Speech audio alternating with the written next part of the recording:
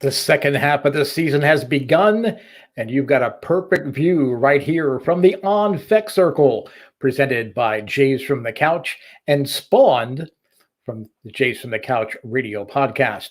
This misadventure streams at you live every Tuesday, 6 p.m. Eastern Time on the Jays from the Couch YouTube channel. There's a lot of great programming on that YouTube channel. You can also catch the shows live on Facebook, Jays from the Couch Facebook page, and at their Twitter handle at Jays from Couch.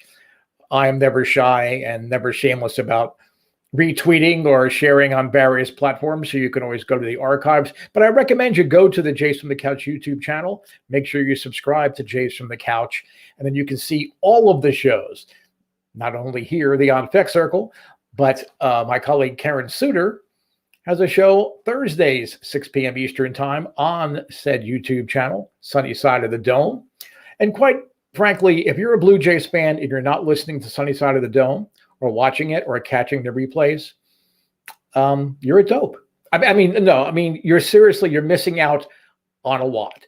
Karen has that balance. She is an unabashed Blue Jays fan. She finds ways to look on the bright side, thus Sunny Side of the Dome. But it's so much more than that. I mean, she really has tremendous insight. She has instincts about what people really want to talk about or might want to learn about. So make sure you tune in Thursdays, 6 p.m. Eastern Time, Sunny Side of the Dome. And of course, the project that made all of this possible, but it's not Sean Doyle's fault. He hosts the Jays from the Couch radio podcast. Episode 267 was on yesterday, Monday, and every Monday, 6 p.m. Eastern Time, it streams live on the YouTube channel, Facebook, Twitter, and you can always look for it anywhere you get your podcast if you can't watch live. I am your host, the Factless Wonders, Steve Fek, live from Pittsburgh. Yes, a U.S. Blue Jays fan.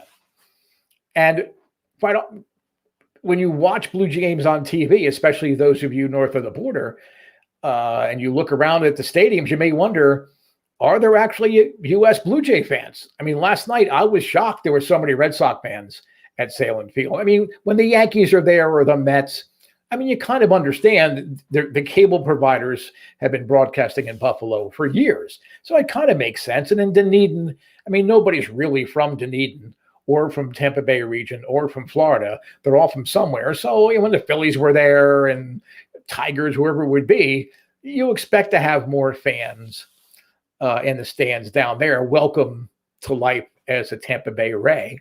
You're always going to have more opposing fans than your own hometown fans. But tides are going to turn.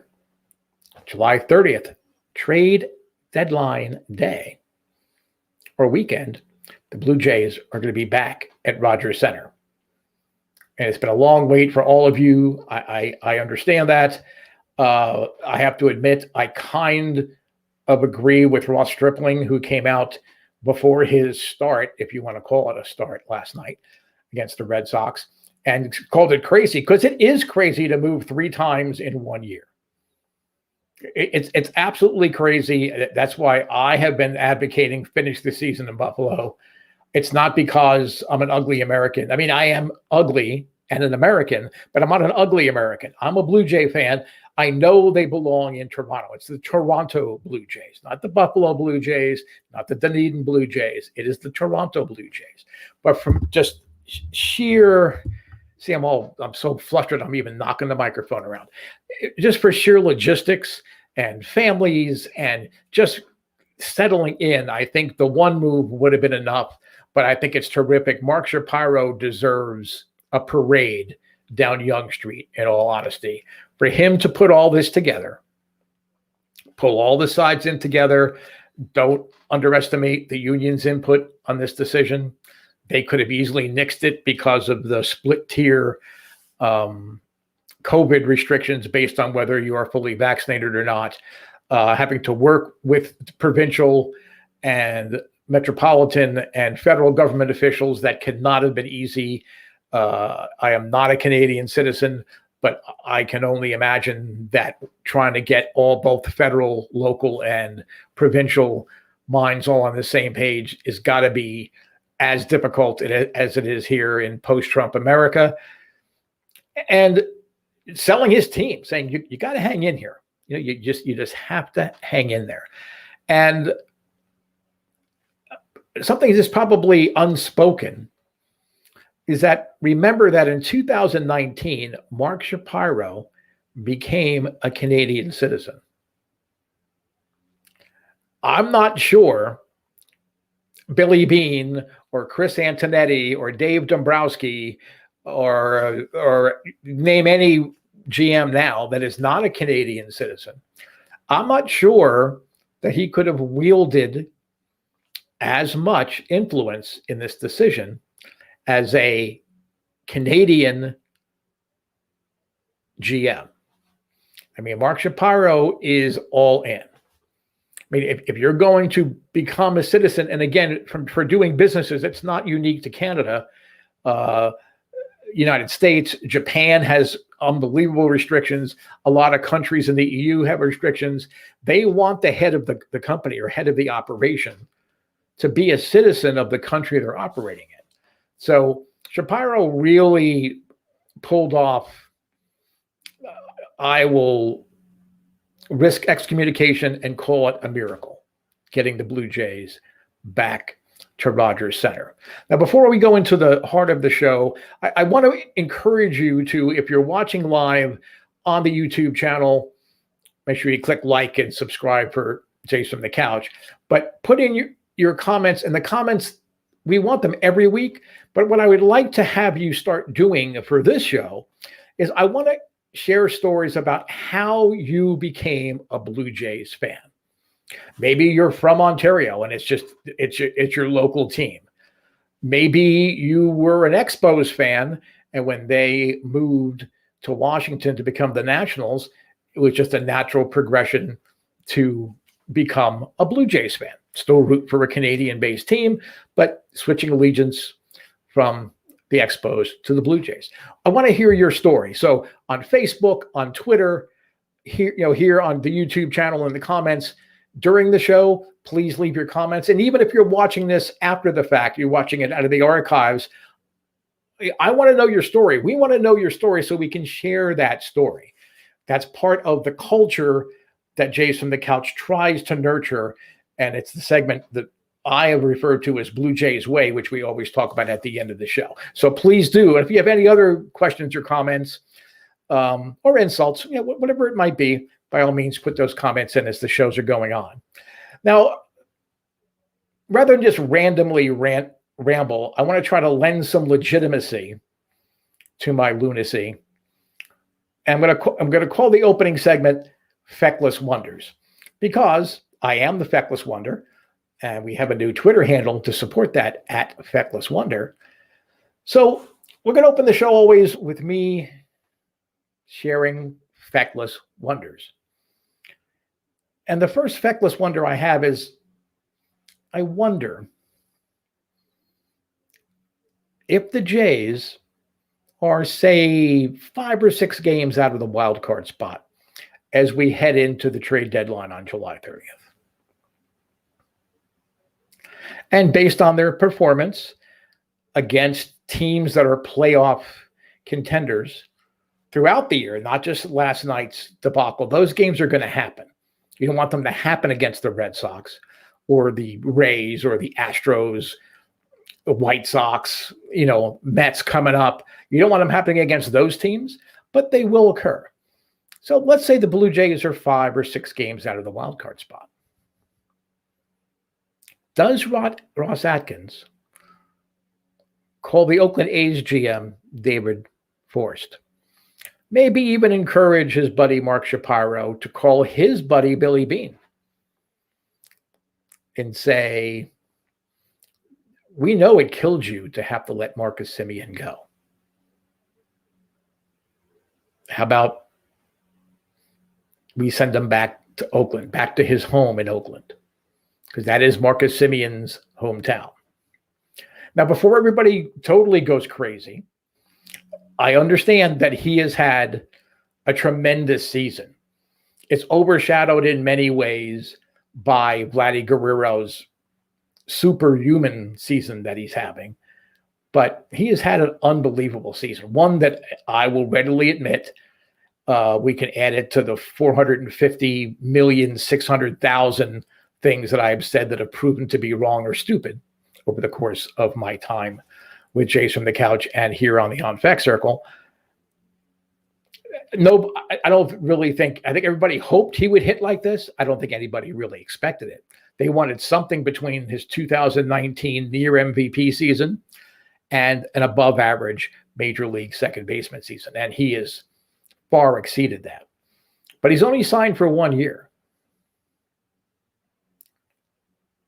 This would be the time, if you're that far behind in the wild card standings, that you entertain that offer and you throw it out there and you truly retool for 2022. You already have a second baseman who you tried to make your third baseman, but Kevin Biggio can slide back to where he is most comfortable and play at second base.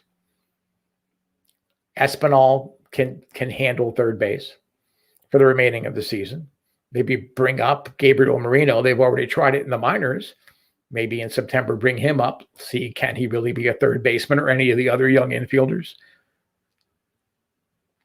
And you just hold up the Oakland A's for an above slot return, if you will.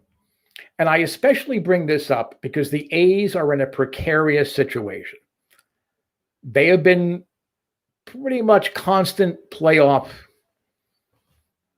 participants over the last several years. But tonight, there is a non-binding vote on a $12 billion, that's right, billion dollar redevelopment project for the Howard Terminal section of the Oakland, California waterfront. Part of that redevelopment is a new stadium for the A's. How the A's have survived this long playing in the Coliseum is beyond me. It's almost as perplexing as it is the Rays being able to stay afloat somehow playing down in St. Pete. But if this stadium thing, if the non-binding vote is positive, the A's are going to want to hammer home. We are worth the investment. Build us a stadium because we want to stay here. Billy Beane, famously from the movie Moneyball, he turns down the Boston Red Sox in 2002. He wanted to build a winner in Oakland. He was happy there. He was a player there. They trained him at first as a scout.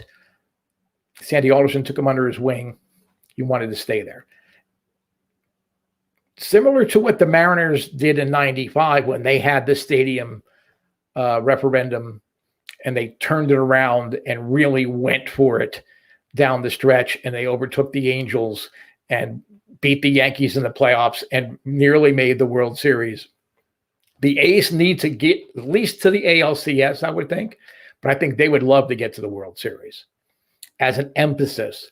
Now the community is going to swell up, and there's going to be more willingness to support this $12 billion development that includes a new stadium. What better way to do that than to bring home your hometown boy? And face it, the A's, who were ahead of the Blue Jays in the wild card standings by a decent amount, what is it, 2.5, 3 games, I guess it is. They need a shortstop. Their shortstops overall are negative WAR. Like it's negative 0.1. So you can call it even. They're just major league average. But Elvis Andrus is not a long-term solution for them at shortstop. They thought they could get Marcus to come back on a 1-year deal or a qualifying offer. Didn't work. Send Marcus Semien back where, I'll go out on a limb, where he belongs. He's an Oakland A. It's like Jesse Barfield when he played for the Yankees at the end of his career. He's a Toronto Blue Jay. Willie Upshaw finished in Cleveland. He's a Toronto Blue Jay. Robbie Alomar was a Toronto Blue Jay. Yes, he went to Baltimore and had great years. They should have been Blue Jays. Carlos Delgado ended up in Miami and for the Mets. He should have retired a Blue Jay. Roy Halladay should have retired a Blue Jay. Marcus Semien should retire an A. And the A's have interesting pieces that you could back up. Their system's not terrific, but there are pitchers, in their system. The guy that makes me kind of drool a little bit is Dalton Jeffries. He's a 25-year-old right-hand pitcher. And the video that I've checked out on MLB.com, he's a solid pitcher. He is a solid rotation piece, which allows you to do other things we're going to talk about here in a little bit. Jesus Lizardo, who has had injury problems, and he's really having issues with his command. Does that sound familiar, Blue Jay fans? Robbie Ray. Lizardo is a Pete Walker special. Lizardo probably has even better stuff than Ray does. So you could get him in a deal for Semien on the cheap, and you would have control, and you have got a pitcher that, if you can keep him healthy, is going to be a long-term rotation piece. I think Stripling and Matz have proven, they're inconsistent. Stripling has been better than Matz recently, but last night shows what happens when Ross Stripling doesn't have everything working for him. So you back up and you ask for a bunch of prospects. Now, in a perfect world, you get like a Matt Chapman, or you get, I'm trying to think who else you could probably get, Matt Olson or whatever. If the A's are going to go for it, they're not going to trade Matt Chapman. But if you can get 2 or 3 significant pieces back for a guy that potentially you're not going to re-sign, and I understand that there's clamor for it because he's such a big year. That doesn't mean Semien's going to give a hometown discount to the Blue Jays and resign here. I think you do it. You at least try. You go out there and do it. What do you think? Again, if you're watching live on YouTube, Facebook, or Twitter, please put up your comments. Sean Doyle behind the scenes. He makes sure I behave myself. Our senior editor makes sure that I'm being a good boy. So he's behind the scenes, pushing all the buttons, making everything work. Put up your question. I would love to answer it. I'd love to reply to your comments. But more importantly, I want to reply to what made you a Blue Jay fan. Celebrino Sanchez. Now, the Celebrino Sanchez I know played for the Yankees back in the early 70s. So, but I know that there is a Celebrino Sanchez. I have to admit, I'm not all that familiar with him. If he's someone, I don't believe he's a top 10 prospect for them. But, it's again, and I could be wrong. Maybe the Celebrino Sanchez Bob is replying to, and thank you for putting up the question. Maybe he's referring to the Celebrino Sanchez of the 70 and 71 Yankees. Great glove. He couldn't hit to save his life. But still, if you're getting 2 or 3 significant pieces and you're really not going to earn that wild card spot, I think you consider dangling Marcus Semien. I was also wondering, and I had an article earlier this week at jasonthecouch.com. Make sure you check every day at jasonthecouch.com. Not just for articles by myself, but all of the people from Jason the Couch. Ryan Muller has a terrific series every day. He literally recaps every Blue Jays minor league affiliate games every day. I don't know how he does it, but he does an amazing job. Something you have to check out every day. And I'm sure we'll have a lot of interesting stuff leading into the trade deadline. But I kind of reviewed the draft class, but I wonder, is that draft class that Atkins just put together? And he did it a good job. He had a strategy. He wanted to get some high ceiling kids, maybe pay above slot for several of them, last he did with Irv Carter, the number 5 5th round pick. He got more than 800,000, and I think the draft slot value was like 350 or 375. So they paid above that. Are they sending out a message by drafting 8 of 10 pitchers in the first 10 picks? 8 of 10 of them were pitchers. The majority of them, except for this aforementioned Herb Carter, were college pitchers. College pitchers that have pitched 3 or 4 seasons. Is that a message that, okay, we need to get talent right now that can be playing for us within 1 or 2 years, which is our real window? Maybe the window really wasn't opened in 2021 for contention. Maybe this team just unlocked the window, and they really won't be able to open that window and crawl through it until 2022, 2023. I've been a vociferous supporter of going for it this year, that the team potentially had an opportunity, had they acted quicker in the trade market, to become a contender. I think their performances against teams like the Red Sox and the Rays and the Astros, they'll be playing the A's coming up first week of September. I think it's telling us the Jays are good. They're a good team. They're just not quite there yet. Is that what this draft class is telling us? So I encourage you to go to jasonthecouch.com, check out my article about the draft. Gunnar Hoagland was the first overall selection, in case you might have missed that. He was a terrific pitcher from the University of Mississippi. So he's playing in the best conference in NCAA baseball in the Southeast Conference, played for a good baseball school, good baseball coach. One drawback to the pick, he had Tommy John surgery in May.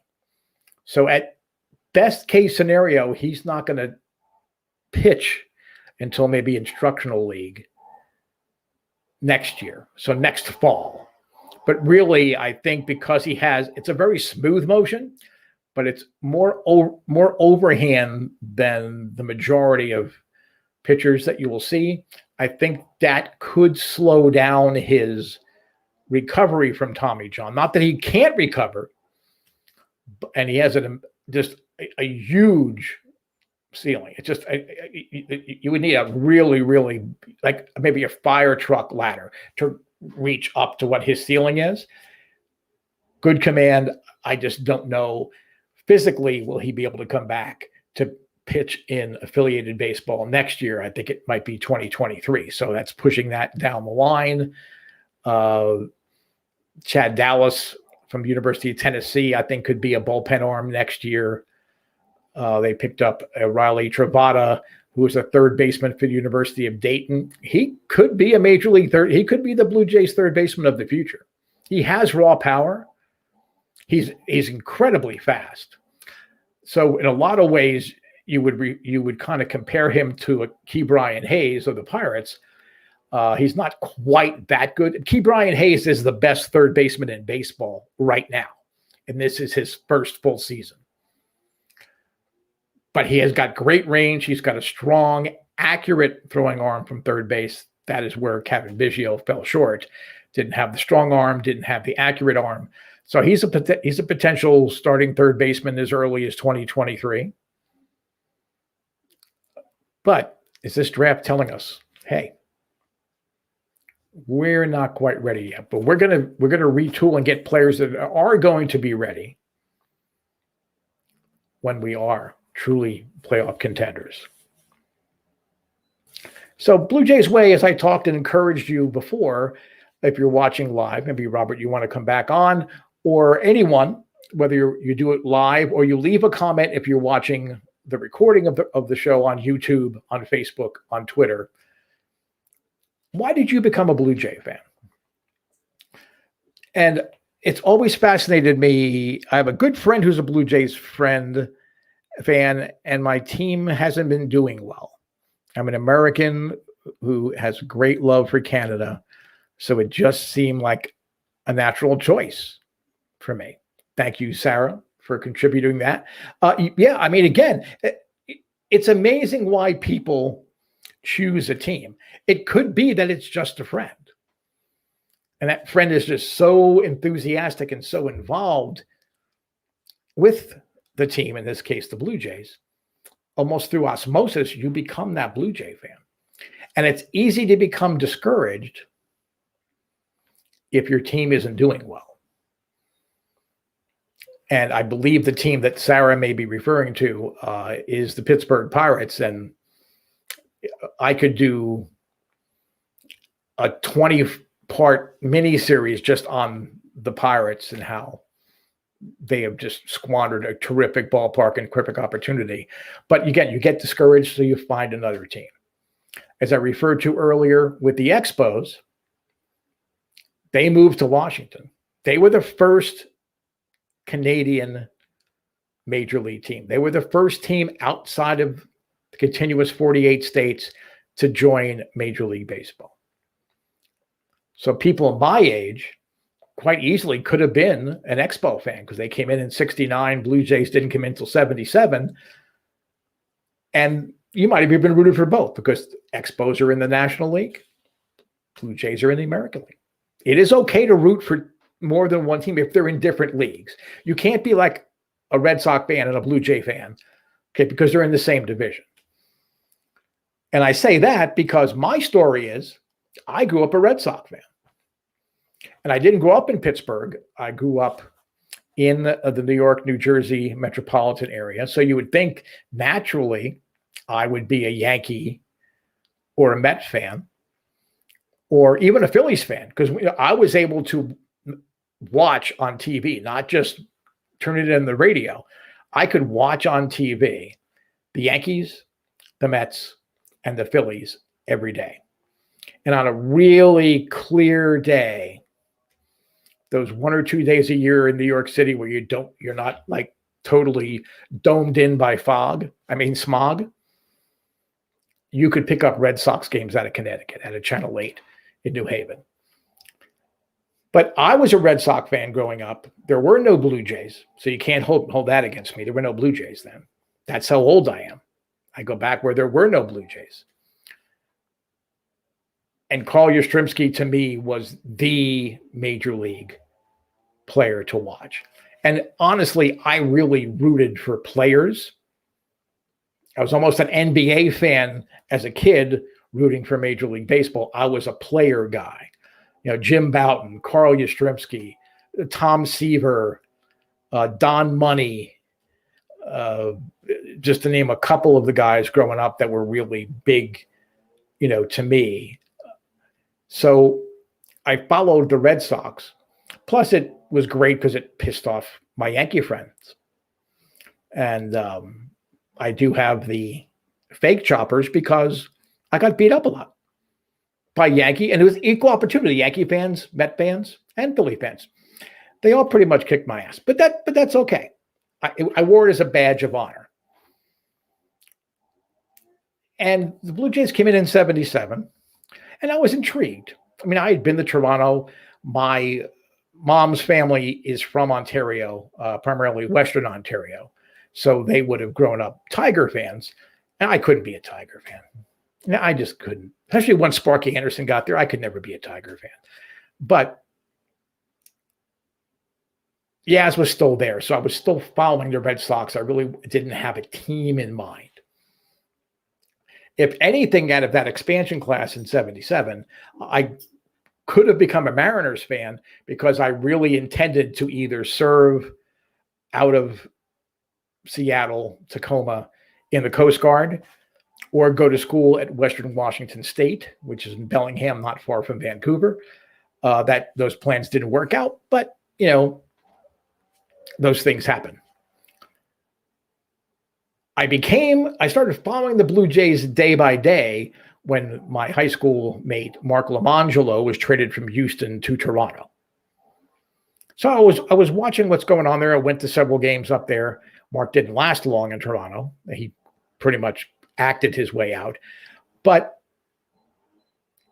once Yaz retired, it was kind of a perfect alignment of the fates because Yaz retired, Bobby Cox took over in Toronto. So that's how I became a Blue Jay fan. But in future weeks, I want to be able to share your story and talk about your story. Thank you, Sarah. Thank you, Robert, for contributing your questions. This is all for this week's On Fek Circle. Next week, we get to look at the trade deadline, or the trade deadline, depending on your point of view. But for now, I'm the Factless Wonders, Steve Fek. Thanks for tuning in. Please leave your comments on Facebook, on Twitter, and on the YouTube channel. We'll see you next Tuesday. Make sure you check out Sunny Side of the Dome on Thursday, 6 p.m. Eastern Time, and the Jason from the Couch radio podcast on Mondays at 6 p.m. Eastern Time. Thanks for watching.